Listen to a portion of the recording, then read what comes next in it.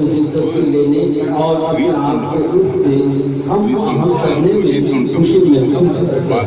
حضرت اطفال کا یہی مقصد ہے بچوں کے رسائل میں ملک کو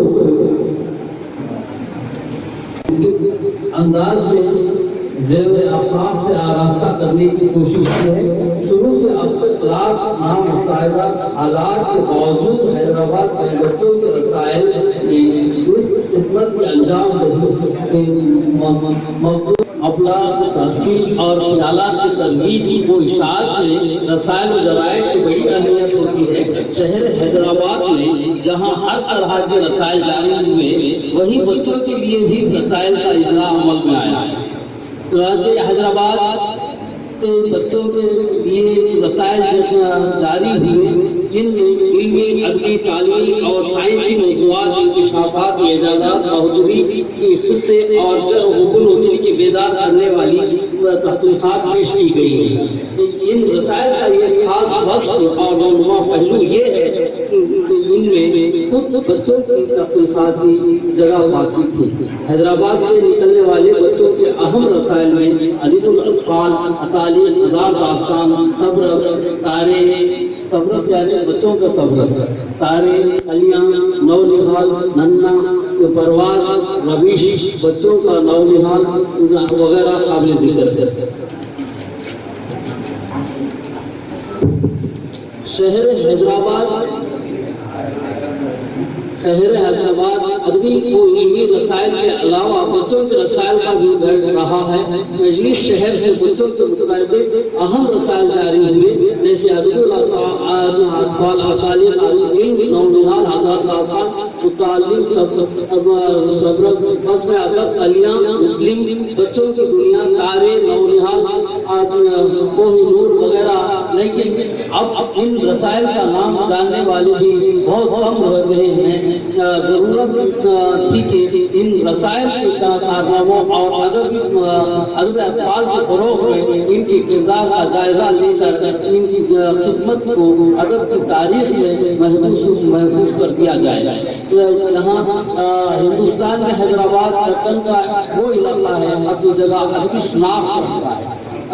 اس علاقے میں اردو زبان و ادب کی آبیاری ہوئی ہے۔ یہاں ادبی سرگرمیوں کی ایک مستقل تاریخ ہے۔ بچوں کے رسائل کے سلسلے میں بھی حیدرآباد وطن نے اپنا امتیاز برقرار رکھا ہے۔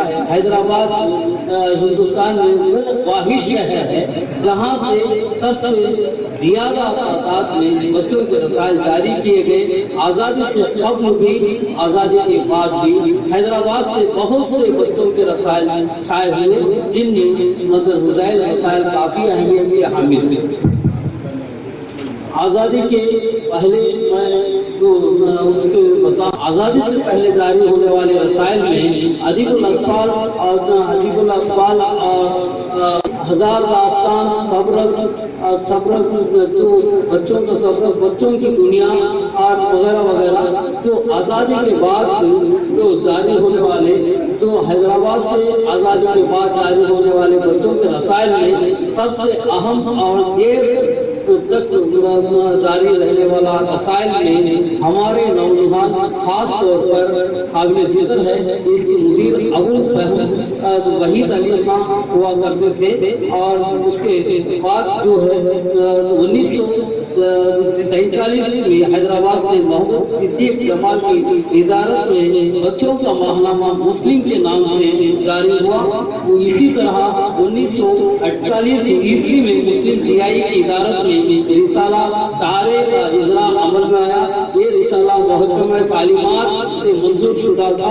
اسی طرح حیدرآباد سے 1953 عیسوی میں منیر صفی کی ادارت میں ایک رسالہ نوخیز کے نام سے بھی جاری ہوا جو جولائی 1952 عیسوی کو نو نہال، اسی طرح حیدرآباد سے نونہال انجمن نونہالان حیدرآباد کے دفتر سے جاری ہوا کرتا تھا۔ اس کے مدیر اعلیٰ الیاس فاروقی شبنم اور مدیر معراج احمد دلیل تھے۔ حیدرآباد سے بچوں کا یہ معیاری رسالہ جس کا نام انعام کے نام سے بھی 1957 عیسوی میں جاری ہوا۔ اس رسالے کے مدیر اردو کے کوہنہ مشق شاعر اور ادیب وقار خلیل صاحب